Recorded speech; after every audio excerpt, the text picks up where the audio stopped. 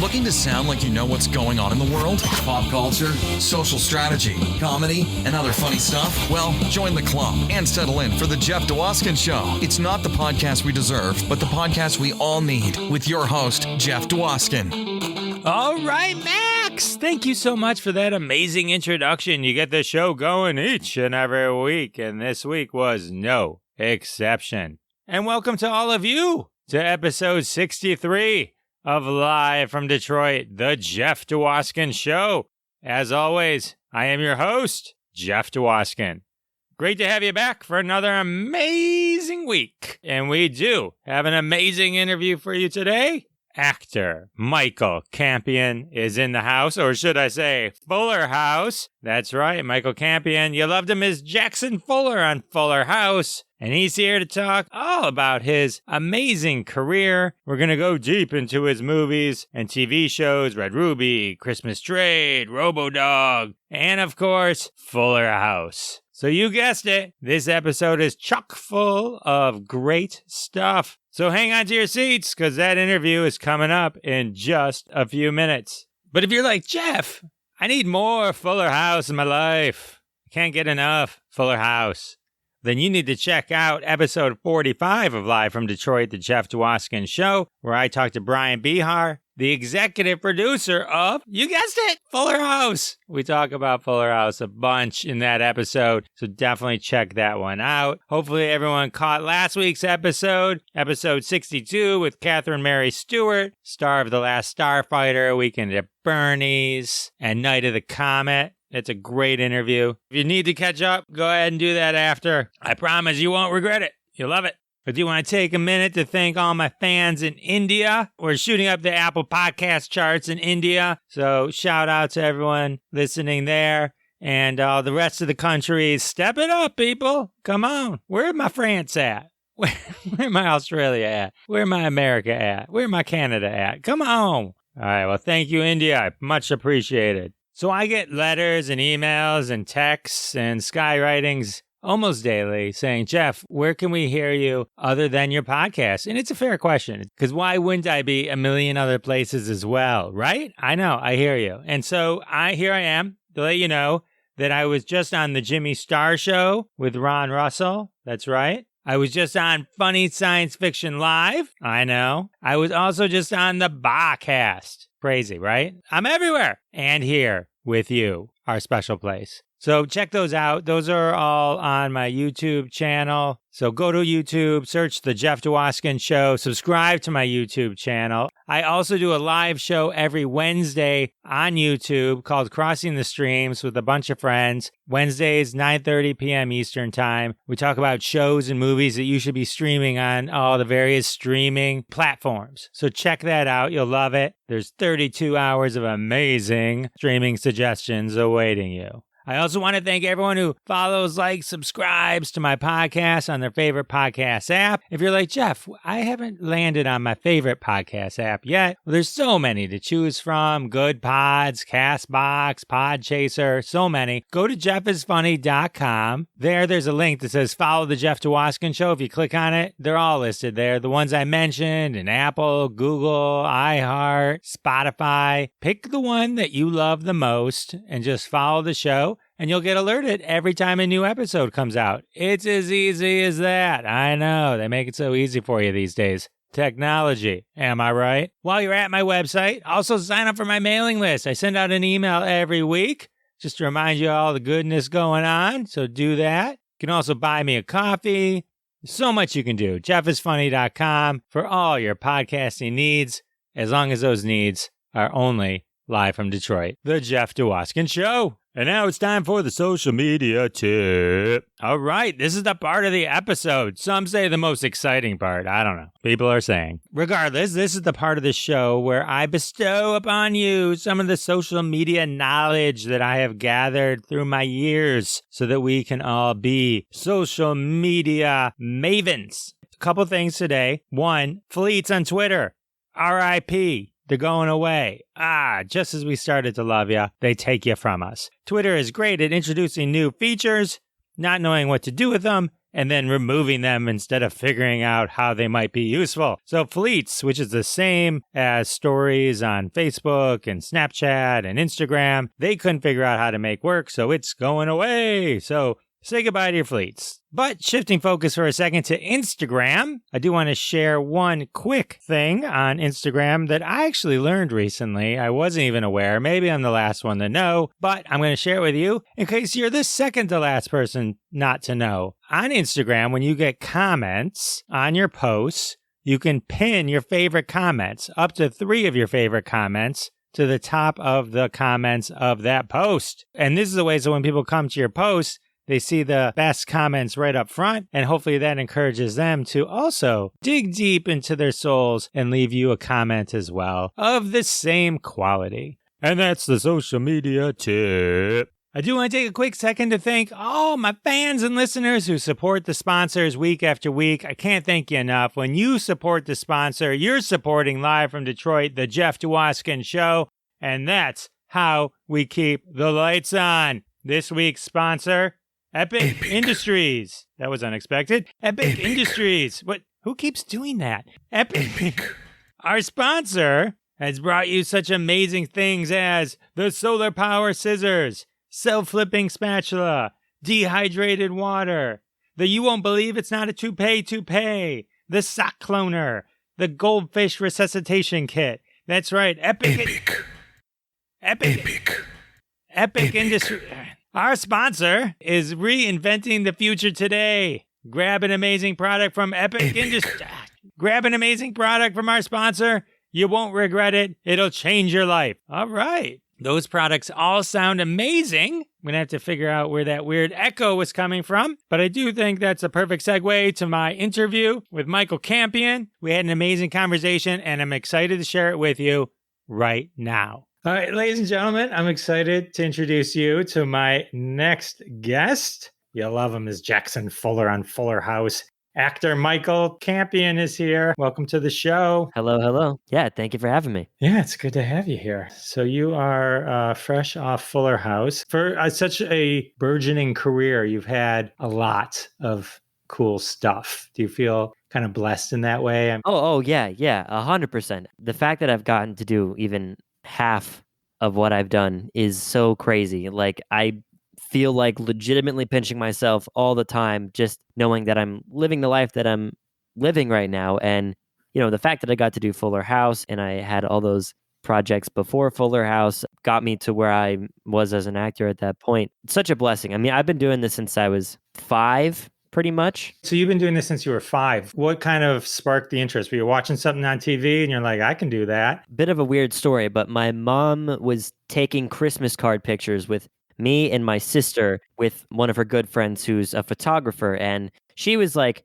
"Oh, wow, your son is very photogenic. Do you mind if I send pictures of him to this like modeling agency?" Like, my friend, it was like, "Oh, okay." Turns out that they were Wilhelmina, which is like a really big modeling agency in Miami. I didn't know what it was. My mom knew what it was. And I was 5 at the time. And we went down there and they're like, "Wow, he's really photogenic, very extroverted, but we want to get some stuff on his resume. I mean, he's only 5, so I think you should get him in like theater. Maybe he'd like it." And so the second I did like one community theater project, I absolutely fell in love. And I knew that's what I wanted to do for the rest of my life. But even before then, I was super extroverted. I loved performing. Like, I remember I was 3. My mom told me this story where I was in this like Halloween costume competition and I was dressed up as Elvis. And apparently I like had won like the entire competition because I was like working the judges at like 3. Just always had something in me, but really due to my family. I mean, my mom's side are very magical people. They're all performers. Like, my mom, she's fairy godmother at Disney World. My aunt and uncle,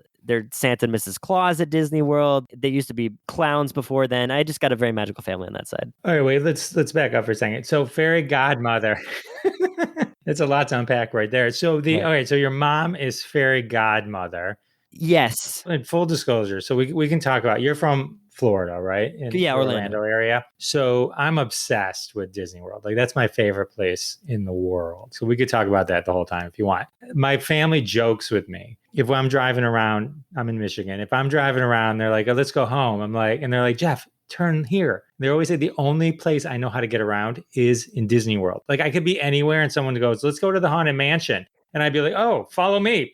Oh yeah. And I'm off, like, here's the fastest way to go. It's like, but I can't even get home. Like normally I can't even get home. That is so funny. That's funny because I also know Disney like the back of my hand. I mean, I've been there so many times. That's great. Okay, so I tell people who like just in a passing conversation, yeah, she's the fairy godmother. But since you know more about Disney and all that, she's not like the fairy godmother like character. I just say that because it's too much to explain that she's a fairy godmother at the Bibbidi Bobbidi Boutique in the castle who does like the transformations for the little girls, like the little princesses. So that's actually what she does. But her title is a fairy godmother. So I usually just say that. But it evokes images of her like being the fairy godmother. Doesn't matter. But my aunt and uncle, they are Santa and Mrs. Claus, like professionally at Epcot during November, December season at the American like pavilion. I'm sure that you're familiar with that. Sure. Funny story. Ready? Yeah. tell Okay. me. So we go to the American place. I can't remember what it's called, but I know what you're talking about. Just the outer edge of Epcot. We go there. We always used to go during December, during Christmas. So we're waiting in line. Santa and Mrs. Claus aren't there. I am a hound when it comes to the photo pass person. Like when we leave Disney World, they have to probably change the rules after I leave because they're like, there's no way one person got this many photos with our photo pass. So I'm guessing your family wasn't there at the moment. So the 2 chairs are open. Okay. This is how crazy I am. PhotoPass person is there. I say, will you take a picture of us in the chairs? I'm Jewish. I don't need a Christmas. I've got the best Christmas picture in the world, and we're Jewish. I still put it up. It's great because I can make all my non-Jewish friends jealous of how Christmassy a picture I have. That's hilarious. But that's where it is. We're sitting in Santa and Mrs. Santa's seats because they were on break, right?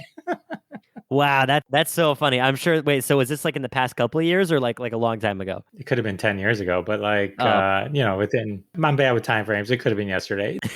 That's great. That's really funny. You have to show people this picture now. I'm very curious. I'll get it to you. We'll figure out a way. You probably know more about this than I do, but at Disney World, they have all these secrets, like these magical moments that they call them, right? And so like we were walking in the morning once and we're walking to the teacup ride. And as we're walking to the teacup ride, Alice and the rabbit are also walking towards the teacup ride. And in my head, I'm kind of picturing the trajectory of my kids and them, and they're going to meet right at the teacup ride. And sure enough, first thing they do every morning is ride the teacup ride one time with a couple guests. And like and there was an old commercial where they did it. And sure enough, my kids get in there with them. My wife and I are in another cup videoing it. So they come in and out every 5 seconds because we're spinning. Right? Yeah.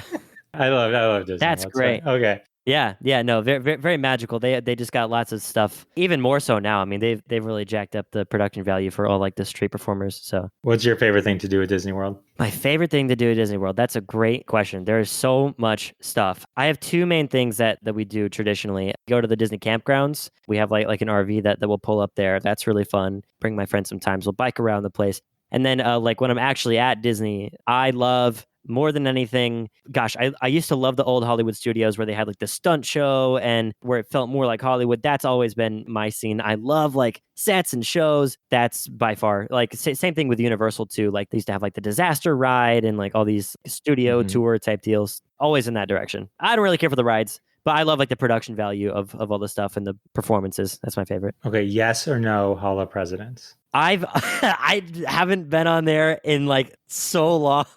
I don't even remember. I'm going to go yes because it's cool. But besides that, I literally have no idea. My kids refer to it as the place where you can get some air conditioning. And take a break. That's exactly what it is. Oh, man. Okay. All right. So that's cool. Theater. Let's get back to theater for a second. Is this the time you were in like The Wizard of Oz, Annie, The Little Mermaid, or did that come later? Yeah. So that's like, that was way early on. That's when I just started. Yeah, all that stuff. Annie, Wizard of Oz, Aladdin. I was in so many like community theater productions from like 5 to I think 11. And then like I did a few things here and there. And I just recently did a theater production. The Lithgow family, the thing out here, they call them pantos. It's like where the audience interacts with the stage performers, and it's like a family thing. It happens during Christmas, holiday season. It was called the Snow White Christmas. I got to be the prince in there. That was really cool because I haven't done a theater production in a long time, and that was really nice to get back to my roots. It was great. That's awesome. So what role did you play in The Wizard of Oz? I was the Scarecrow. You were the Scarecrow? Oh my God. Yeah, what? That's my favorite character. Oh, really? Well, you mentioned earlier being like a big shot with the dressing up with Elvis, right? Like, so when I was in college, I was obsessed with The Wizard of Oz. I was obsessed with the Scarecrow. So we had this huge dress up party, and it was going to be at the bar at the college. I went as the Scarecrow. I watched the movie. I went to all these places. And I put together a thing, and I won first place, a contest for it. But here's the best part. I'm walking down the street dressed in full costume. Somebody pulls over and asks me directions, right? I mean, how crazy is that? That's great. So, and then I did the whole scene from the movie. Oh my gosh. When I'm doing the arms, I'm like, God sent this person to me. This is how the universe This is how works. I get my big break. This is it right here. So this is the big deal right here. So that's cool. So, all right, we have so much in common. No, we love dressing up. We love Disney World. When I come to Orlando, we're gonna hang out. Let's talk about some of your acting roles. I don't want to just focus on Fuller House because you've done more. There's more to you that led up to that. I watched Robo-dog. Oh, did you know? Okay. Yeah, I take these interviews seriously. I don't know, I'm not just gonna be all like, tell me about Robo-dog. I saw it on your IMDb. Yeah. I watched Robo-dog. All right. So first, nice job. Oh my gosh, that was the very first feature film I ever did. I was so little. I can't believe you watched it. That's great. You're the very first person who's ever prepared this much for an interview. I am down for this. Yeah, I gotta say, all right, for your first big acting thing, it's a heavy thing. The dog dies. Sorry to give it a spoiler, but it's early on. It's a whole setup to the movie. Spoilers to those who are going to watch Robo-dog. But it's a big deal to me. Like, I was watching that, I'm like, that's heavy for a kid because you're still young, so there has to be some processing between real and this, and you have the dog dies that you're in love with. I mean, granted, it's a whole plot point. You need it to happen, but how did you deal with that? How do you prepare for that kind of? That's some deep emotion they're asking for. Oh my gosh, this is so funny. No one's ever tried to dissect Robo-dog, but I love it. This is so funny.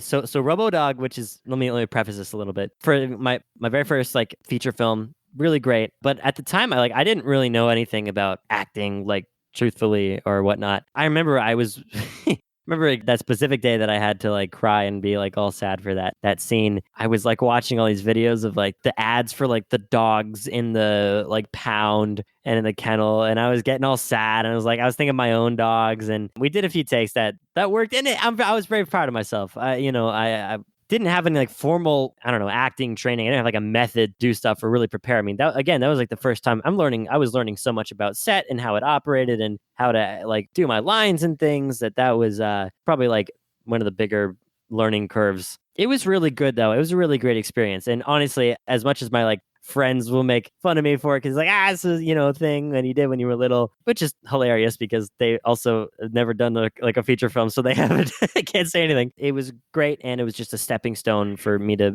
be where I am now and getting Fuller House and moving on in my career. It was great. I loved it. So in full disclosure, I've not seen the sequel, Robo-dog Airborne. And then just so everyone knows, Michael plays a character named Tyler, and he has a dog, and the dog's name is Dog. But don't confuse that with the title Robo-dog, because this dog dies. And then another dog, then the father, who, by the way, is Patrick Muldoon, who I watched religiously in Melrose Place. That was something that we did.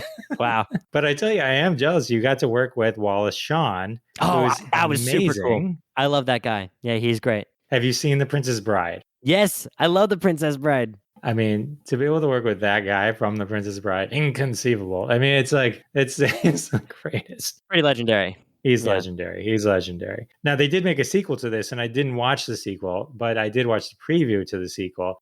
And it looks like they almost kind of, as I'm watching the preview, it was almost like, well, maybe we'll forget about the first movie because it was good. And we'll kind of reintroduce the same concept and we'll go even further with it. Yeah, that's exactly what happened.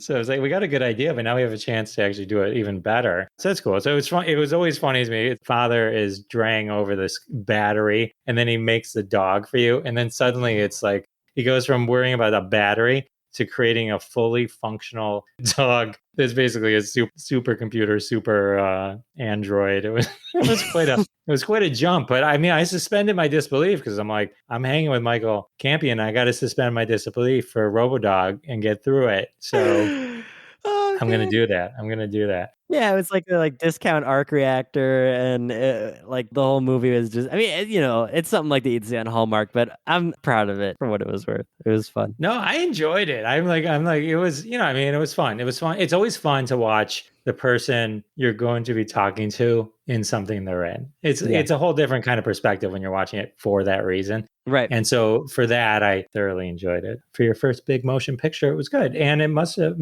I'm predicting more because, I mean, look, the second one was just made a couple of years ago. So there could be another one. Robo-dog, More Airborne, something like that. Robo-dog 3, the Christmas, or no, it goes to space or something Right. like that. Robo-dog Yeah, 3, he's back, or something, yeah. something. Yeah, it's so funny. All right. So let's talk about Christmas Trade. Kevin Bacon degrees of connection with Christmas Trade as you worked with Denise Richards, who worked with Patrick Muldoon in Starship Troopers. Yeah, that's right. There's a whole connection there. I feel like when I was watching the preview for Christmas Trade, where you switch bodies with William Baldwin, and then your William Baldwin's love interest was Denise Richards. Were you old enough when you were making this movie to appreciate this?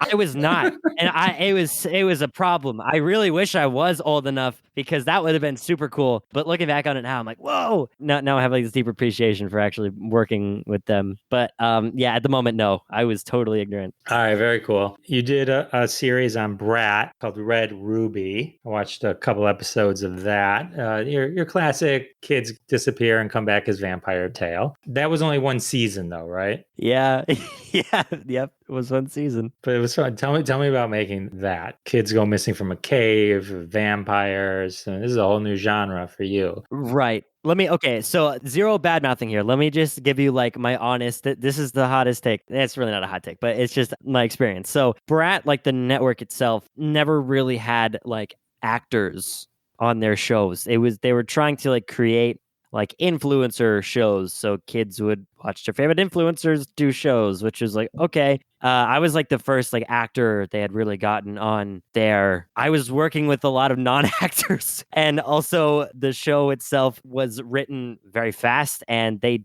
aren't trying to make it be like the highest quality content, but it's just for like kids and YouTube or whatnot.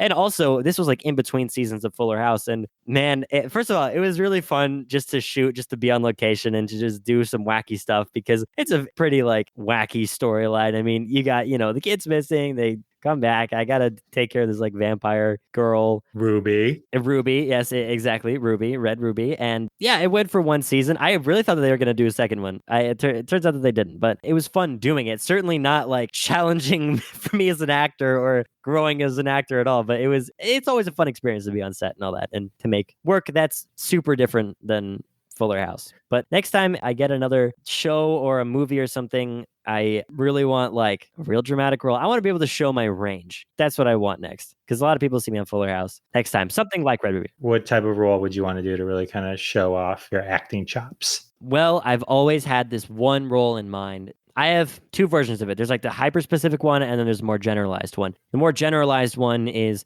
I want to play a villain in a movie. It doesn't matter what, but the more hyper-specific is like a Hannibal Lecter and like a psychological thriller, or like just a super charismatic villain who is like, oh my gosh, I had this audition for this one movie this one time, and I'm so sad I didn't get it because it was the exact role that I'm talking about, and it was like a kid that was my age, and I could have done it right now. And it was, I was so mad. But yes, I want to be a villain in the movie somehow, but in a more realistic approach. I just want to do a more dramatic feature film at some point, in the near future, because I've been on Fuller House for so long and people only know me as that, but I certainly have a lot more range than that. Sure. Yeah. And I'm looking forward to it. Yeah. I mean, from Robo-dog to Fuller House, it's a jump too, right? So, so how many auditions do you generally go on? Like a year? Well, let me ask it a different way. Yes, a year, or what's normal, or what do you hope to do? Like when you do something like Fuller House, which has a wide visibility, does it open more doors? Do people start calling you, or is there always a hustle? Are you always just trying to get in the door and be seen? Oh, yeah. I mean, Fuller House has certainly opened up more doors, and I'm being considered for more stuff, but it's not like something crazy big. It didn't like blow up mainstream culture, so it's not like people are handing me roles like, please come do this. I obviously have to audition. I'm still on a hustle, definitely on a hustle. I mean, I don't know many actors, unless you're like super top elite, that are getting handed roles like on the regular. There's always some type of hustle, even if it is in the upper echelon. Like, oh well, now it's you against Emma Stone, like who has more chemistry with, whatever. So always a hustle, probably more hustle for me in the lower. I mean, I say lower. It's not really lower. Obviously, there isn't really like a scale. It's just, it's all made up, but certainly easier since I've gotten Fuller House and I have some things under my belt for sure. So let me ask you this question. I ask this of a lot of people. So when you're doing auditions, are there, and I say this jokingly, arch nemesis? And what I mean by that is other Michael Campion types. So when you walk into a room, you're like, oh, he's here again. And like, and like you're always going up against the same kind of people. You win some, they win some, that kind of thing. Is there certain people where you like have that kind of relationship with, or that relationship exists in the universe? That is so funny. I am so glad that you asked this because first of all, yes, there are. I mean, well, a more generalized thing. There are a lot of kids with blue eyes, brown hair, straight, white, male in my category. There's so many in so many agencies, and honestly things are getting way more diverse, so those jobs are getting few and far between. Not few and far between like it's completely dwindling, but there's a lot more competition for that. So A, it's already increased, but B, like people that I'm actually close with and friends with who go out for a lot of the same roles. I live with 2 roommates who are also trying to be actors, and we get a lot of the same auditions all the time. We're very cooperative because we know that the chances of any of us getting these roles is pretty slim. I've always wondered that question, and I've always, like, this is on my mind all the time. Like, I want to get like a roster of all the kids who are going out for the same stuff in my agency. I just really want to know, like, are they getting more than I am? Like, I got to do some like corporate espionage and like find out what's going on here. Yes, the answer to the question is yes, there certainly is. There's not one specific person. I intend to find out aptly as soon as possible. How much preparation do you do for like a role? Like when you get it, like, do you just read it and you kind of get an idea how you want to take the character, or, do you go in dressed a certain way? When I don't mean like nice or not nice, if it would fit the character, like how much are you trying to paint the picture visually and auditorily? Is that the right word? In the people's eyes and ears that are watching you audition, that you're right for the role, that you're going to click in? Because a lot of it is kind of matching what's in their head for a role, isn't it? It's kind of, there's some preconceived notions that they're going to have, and you kind of either walk in, if they were picturing some tall blonde, you got to strike against you right when you walk in, for example. Yeah. If you're not a tall blonde. Right. Which you're not. Yeah. For those at home who can't see because it's audio. Right. That is a good question. I'll give you 2 answers. So the first answer is when I do self-tapes versus when I go in person, because when I do a self-tape, I have a lot more liberty to jack up the production value and really go ham and make some crazy bold choices because you're not in the room. They can't ask you to change something. So you got to really make a good first impression. So the first thing I do first and foremost is to just get my lines down. It's a thing that I've learned, in this acting technique of Meisner specifically, is to bury your lines, meaning get it as good as you have like your address. You can just spew it off without having to think about it. Bury it verbatim, like for every single word, and then rote, meaning without meaning. So you basically take every single line of your text, you put it in a big document, and you just learn that as one giant paragraph. Every time that I bury it, so I could just spew it off like, Mr. Tyler, my name is Randall Moore. Well, yes, I should have realized I didn't expect to be welcome. You don't know how I'm doing for the coalition. Like, it's so, like, that's like just like one of the random things that I have buried. So that's like 70% of the work already, just burying your lines. The other like 30% is just making a choice on how to do that. And that's honestly the fun and easy part, because getting to dress up a particular way, or instead of being mad here, you be excited. And that's what people think that's the 70% of the work. It's really not. It's really just like being present with the other person. It's really just not being in your head and being as truthful as you possibly can. Being there presently in the moment, being as truthful as possible. That's all the stuff that matters. The distinction I make from going into a self-tape is that I can make a larger production value. I can almost literally paint the scene. I've done stuff where like it was a driving scene, so I was in a car and I film myself in a car. I've done wild stuff for self-tapes because 90% of people are going to have a blue background and a reader, and they're just going to stand there or sit there. If you have a good performance and you have good production value, you're going to stand out, and then they're going to want you more for a callback. And I've gotten pinned for more roles that I did crazy stuff for than I have just normal auditions. So yeah, that's it for self-tapes. I haven't really been on I can't remember the last time I did an in-person audition. I mean, for an in-person audition, it is a little bit more stressful because you're there, there's everyone there. You're a little bit more nervous, and the person who's reading may not be the best actor to play off of your emotions and for you to react off of them. So that, diminishes the performance a little bit. That's always been a problem though. But it's honestly a much more fulfilling experience because they get to tell you what they want. Hey, make this choice instead. So they know they can see your range. It's a better experience all around, and you're going to get booked way more off of in person than you will self-tapes. That's how I want to be booked. It was interesting how you were saying about memorizing lines. That's kind of how when I do stand-up comedy, I memorize the words. And then you have to get it to a point where you kind of just saying them and they have to come out natural as if you're just saying it for the first time. And you apply all the emotion and inflections when you're actually saying it, not when you're kind of running through it. I can relate to that. Right. That's very cool. If you bury it with emotion attached behind it, you're now in your head and you're playing off of yourself rather than the audience. Like say someone like heckled you in the audience or whatnot, you wouldn't be able to reply because you've only set it up for yourself and not for the other people, like to have that degree of improvisation, which is really important. That's cool that you do stand-up. I didn't know that. I do stand-up. I live with a stand-up comedian, so I know all about that world. I've been to a lot of his shows. I know about crowds. I know about, like what it takes to do that. I mean, that's pretty cool. Good for you. I know you mentioned your friends that you live with and the ones you audition with.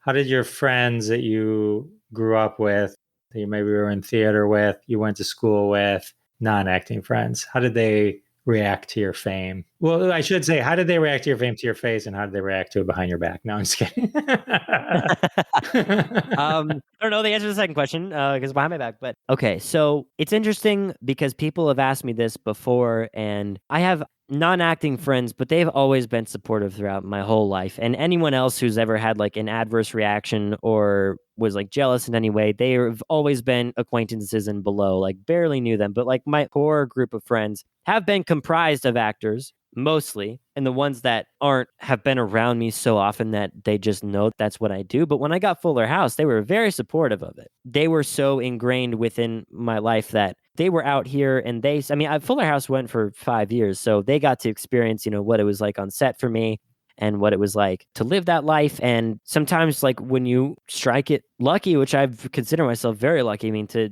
be able to be on a show like this, and your actor friends are not supportive, there's like a big problem there because actors are the first ones to know how difficult it is to get a job, not only something, that is so widely regarded as, a good show like Full House. So super supportive, no like backstabbing behind the blah, blah, blah. Those only times that had ever happened seriously were very few and far between. And with people I didn't even like and people that had no significant part in my life. My family still treated me the same. In fact, they actually started treating me, not worse, but playfully more disciplined because it's like, well, we'll show you and your actor, we'll humble you. So it actually mostly had the opposite reaction to whatever you're thinking. Right. You walk in, you're like, oh, yeah, well, I'm going to go eat dinner with Bob Saget. So, all right. So that's cool. That's good to hear. You're a magician. You have a love of magic. How did you get into magic? My aunt and uncle, who I had said before, Santa and Mrs. Claus, they were professional clowns at the time. When I was 8 years old, they gave me my first magic kit.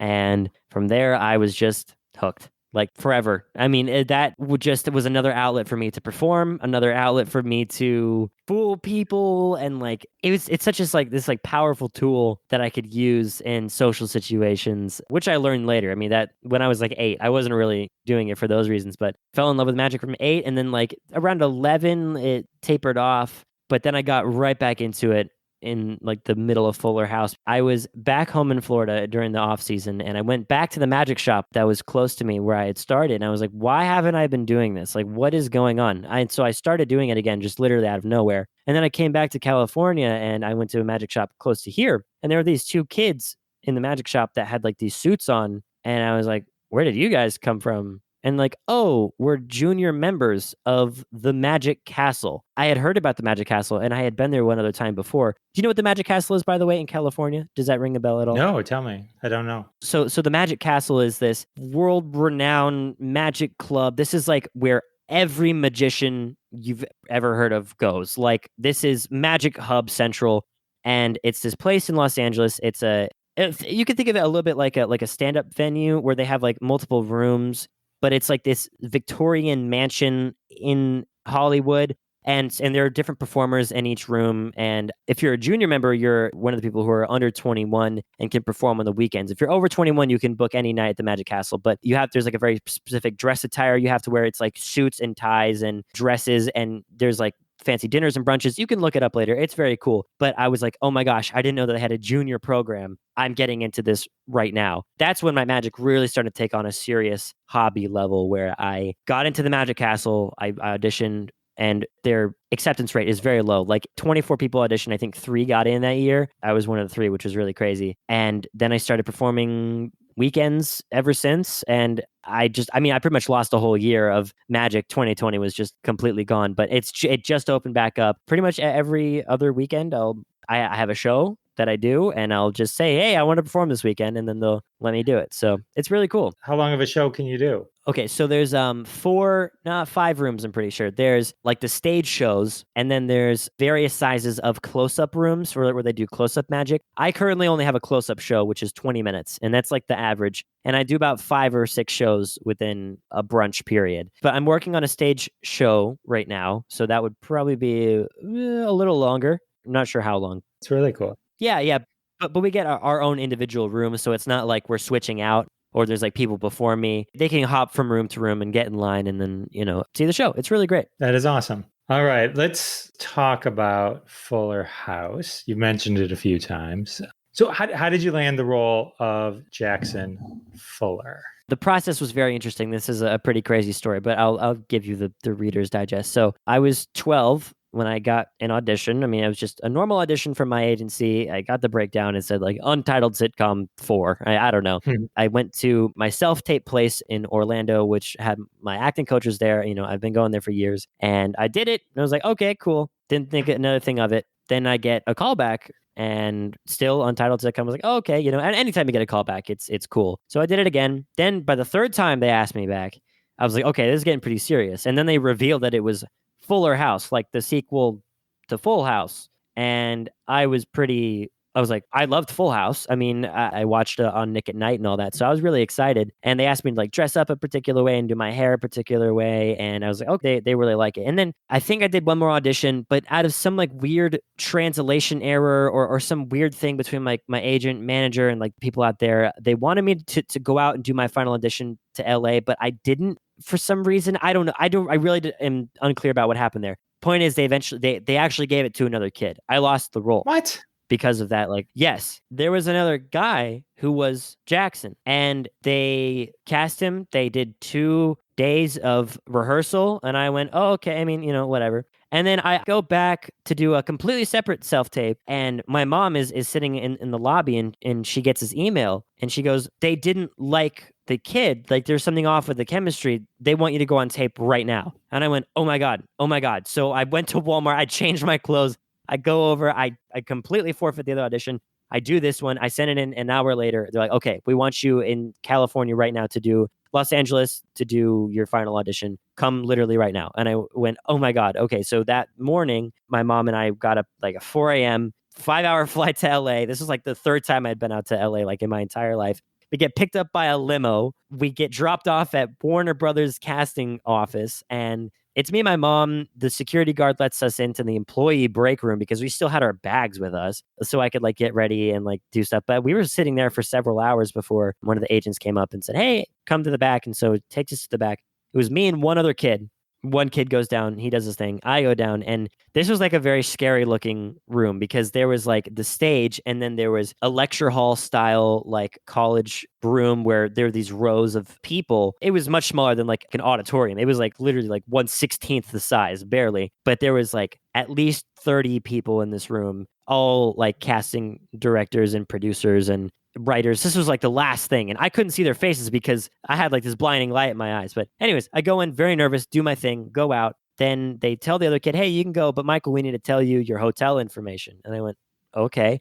They get me into the room, and everyone's like in the circle, and there's a camera on me, and I'm like, what's going on? And then they basically were like, congratulations, welcome Netflix, Fuller House, you're Jackson. I went, wow. And I started crying, and my mom was there, and we were hugging, and Oh, also, that was the week of my 13th birthday. So that was quite the birthday present. It was crazy. And then literally next day, they cut my hair. I had to learn all these lines, and I was shooting with John Stamos. And I was like, what just happened in my life? And so we had packed for 2 days to be out there. We had to be out there for 2 weeks before we went back to Florida for a hiatus. And it was nuts, dude. It was, I mean, that just goes to show nothing is certain in this industry. Even when you have literally like booked the role and you're there, that's not even certain, like that's crazy to me. Michael J. Fox wasn't the original Marty McFly. It was somebody else. And like they filmed scenes, everything. Yeah. You never know. Never give up. Never give up. You're right, because it's all about the chemistry once they start filming. That's awesome. That's crazy, man. What was it like kind of just working with a cast that was so tight knit? Because I mean, they're coming back. I mean, this is like a huge reunion for them. And like there's all that synergy and energy that they've had for decades. I mean, this wasn't a normal situation where like all these people came together just for this TV show. There was a good percentage of that cast that had done Full House together. And so they hadn't worked together in a while, but when they came back, it was like they knew all their ins and outs. Oh, yeah. I mean, everyone was good friends already. I mean, they've been friends for 30 years. Talk about chemistry. That's like beyond chemistry. That's like family at that point, where they literally have been so close for all these years. And honestly, it was so easy getting integrated into their group because they accepted like the newcomers with big open arms. And since they already had all this chemistry from 30 years ago, I felt very welcomed. I didn't feel out of place. They made sure like I knew what was going on. I knew the ins and outs, and just a great experience. I mean, it's really interesting looking back because that I've grown as a performer, definitely, on that show, but they definitely like facilitated that growth. And this was like not a normal show. Let me just preface that. This is not a normal show where, you have some of the cast and then whatever. No, this was like, we did stuff as a family. We were literally a second family where we went out and did stuff all the time, and we supported each other, and there was zero drama on the set. I mean, like when I say zero, obviously there was like some little tiny things here and there, but in comparison to any other show that was going on at that time, we were flawless. And that is such a blessing to have. I literally still can't believe that it went as smooth as it did. And everyone, not just the cast, but the crew loved each other too. So big supportive vibes. And I learned a lot, grew as a performer, and now I have this like second family that I can, be with. Yeah, I imagine you're stuck with them for life, because that was one of the things I think with the original cast was in the media. If you're just watching in the media, they always were connected. They were always somehow together. You kind of always got the feel. So let me ask you this. Now that the show's done, how did everyone really feel about the Olsen twins not showing up? Oh my gosh. That's so funny. Honestly, it was disappointing. I mean, like we wanted them to be there, but we understood. It was like, all right, they don't really care to go do this here. But in response, we made a lot of very meta jokes about them not being there. It actually turned out to be funny, but no one was like heartbroken over it. We all understood. I just wish that they would have been on for just one out of the 5 years. I was so disappointed that I never got to meet them, but it's whatever. That would have been nice. So 30 years from now, when Michael Campion is your generation's Tom Hanks and your big shot, and they're doing the Full Assist House. Yeah, there you go. You're going to make a cameo? You're going to come back? Oh yeah, 100%. Would you ever miss this opportunity? No, it's got to be a trilogy. Next 30 years. And then like they're like in wheelchairs like Bob Saget, and like we got to cart them around. That's so funny. Oh yeah, that'd be fun. 30 years from now, Fullest House. I like it. Let me ask you a couple questions. As a child star, getting into your non-child years, I pretty much grew up on Fuller House. I mean, oh yeah, if you're off to college and all that kind of good stuff, you know what they say about kid stars. And so I wonder, like, if your parents were ever worried about you. You seem to be like the most together person, and so it doesn't seem it's negatively affected you at all, and you seem to be a very together person. Granted, I have no idea what you're going to do when the camera goes off, but you seem good head on your shoulders. What advice do you have for kid stars on how to handle rejection and stress and balancing being a kid still and the disappointment that comes with acting? That's a good question. I like that question. Well, let me preface this by saying I know a lot of kid actors who definitely went down that rabbit hole that you're describing. And, you hear all those horror stories about child actors being like, just terrible things happening to them. That's very, very sad, but it is true that that happens a lot. It's definitely dwindled off now. It affects a kid growing up. Like when you're on a show like that and you're pampered, I mean, a lot of your maturity gets lost. Your mind is now in this weird domain where like you feel the need to be like treated in a particular way, and then most kids will go down like, you know, they'll go off with their bad friends, and okay, all that aside, the people like who are around my age or, you know, younger, who want to pursue acting as a serious thing, I will say it is not easy. There's nothing about this that is easy, and anyone who claims to be is scamming you all the time, and I've certainly dealt with people who are trying to scam. There's a lot of that, but when you get into this as craft rather than just a fantasy or an idea, which is what a lot of kids will go into, they'll see like their favorite stars and be like, I want to be that. That's exactly what I want to be. When they don't realize that was probably like one-off lucky thing that happened to them. And if you want to be like serious about this, it takes years of practice, takes years of commitment, but not only just years of practice and commitment, it takes years of refining your craft. That's what a lot of people miss about being an actor, because if you think about what other performing arts are about, or honestly anything that has to deal with craftsmanship, like, I don't know, carpentry or something like in the more physical art world, that is a skill that is learned and is trained and practiced over time. And a lot of actors don't have that discipline, as opposed to like a dancer who is always dancing, always doing stuff all the time, or a singer who's always training that. So actors tend to get lazy in that department. But I've seen, you know, a few child actors who are very committed to it as a craft. But you just have to be prepared to give everything up. Hey, you want to go hang out with your friends? Nope. You have an audition you have to study for. Hey, you want to do this? Nope. You're actually shooting those days. Sorry. Oh, your birthday? Who gives a crap? Literally no one cares. You're getting paid this much money to do this job. Oh, school? Yeah, you have to do that too. Like, that sucks.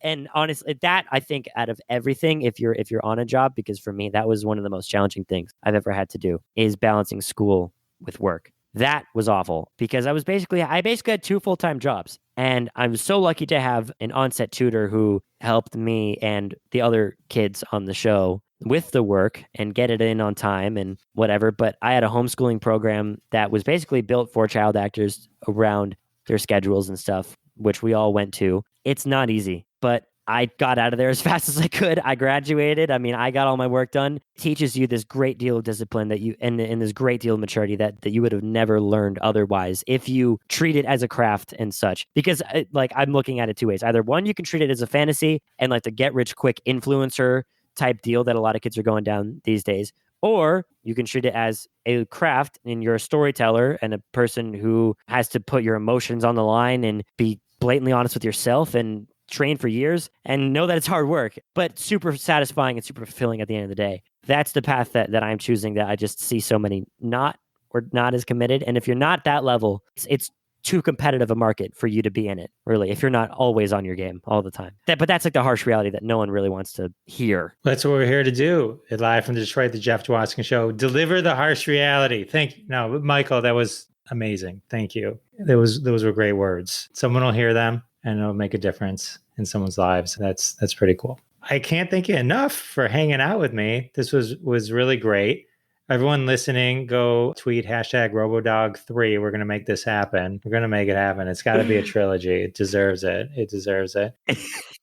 It deserves a third wrap up. I want this. This is great. Just the story is not complete yet. The story is not. He lost his memory, got home, but now there's more. There's more stories to tell. No, but thank you so much. I got to tell you, for being in the world of acting as long as you have, you have a very impressive resume. I wish you nothing but continued success. I know the greatest things are ahead of you. Thank you very much for sharing these stories with me. I really, really appreciate it. Yeah, thanks, man. Thanks for having me on. Appreciate it. All right. How amazing was that? Michael Campion, everyone, who dropped everything they're doing and head over to Netflix to rewatch or watch Fuller House. I know. Puts you in the mood, doesn't it? Also, don't forget to head over to the internet and join in on our Robo-dog 3 campaign. Very important. Need that to happen. Not only for Michael, but for, I think, the world. The world needs Robo-dog 3. We're nearing the end of our episode. Can you believe it? So you know what that means. That means it's time for another hashtag from the family of hashtags at #Roundup. That's right. Follow #Roundup Roundup on Twitter at #Roundup. Download the free #Roundup app on the Apple or Google stores. Tweet along with #Roundup, and one day one of your tweets may show up on a future episode of Live from Detroit, The Jeff Dwoskin Show. Fame and fortune await you. All right. Well, this week we picked an awesome hashtag. This one, of course, in honor of Michael Campion, Robo-dog, and our sponsor, Epic. And our sponsor, the hashtag is #an invention I need. Tweeters went to Twitter to tell the world an invention that they felt they needed and tweeted with the hashtag an invention I need. And so here are some of those inventions. A Roomba that picks up the dog poop in your yard. That sounds amazing. A winning lottery number picker. Wish I had that before I spent $100 million on lottery tickets. Pre-made scrambled eggs. Seems like a no-brainer. Who has time to scramble their own eggs? A self-zipping zipper? I can't tell you how many times I could have used that. A robotic cat that actually drives a car. Ooh, that sounds epic. That sounds amazing. These are amazing #an invention that I need tweets. And here's some more. Robot politicians that are incapable of lying. What would we all talk about then? You'd better sit down for this one alarm. Oh, that would really be helpful. An air guitar tuner. Oh my God, I wish I had thought of that before I threw out my air guitar. A lunch that packs itself. That sounds great. That would be perfect for the kids. They would love that. Shoes that untie themselves when you're exhausted after work. Why didn't someone already invent that? A mute button for annoying people? Oh my God, that would be incredible. And finally, the last #an invention that I need. Glasses that are fog-proof. Oh my goodness, I could have used this when I was wearing a mask for all those many months. Well, those were some amazing, as I'm sure you can agree, if not epic. Those were some amazing tweets, I'm sure you can agree. All those tweeters are retweeted at Jeff Dwoskin Show on Twitter. Follow me at Jeff Dwoskin Show on Twitter and Instagram at Jeff Dwoskin Show. Go retweet those tweeters. They're also listed in the show notes. Show them some love. Grab the #Roundup app yourself. Tweet along so that one day I can read one of your tweets on the show. Well, that's it, folks. We're at the end. Episode 63. We made it. We did it. All right. I want to thank Michael Campion for being an amazing guest. And I want to thank all of you for coming back week after week. And I'll see you next time. Thanks so much for listening to this episode of The Jeff Dwoskin Show with your host, Jeff Dwoskin. Now go repeat everything you heard and sound like a genius. Catch us online at thejeffdwoskinshow.com or follow us on Twitter at Jeff Dwoskin Show. And we'll see you next time.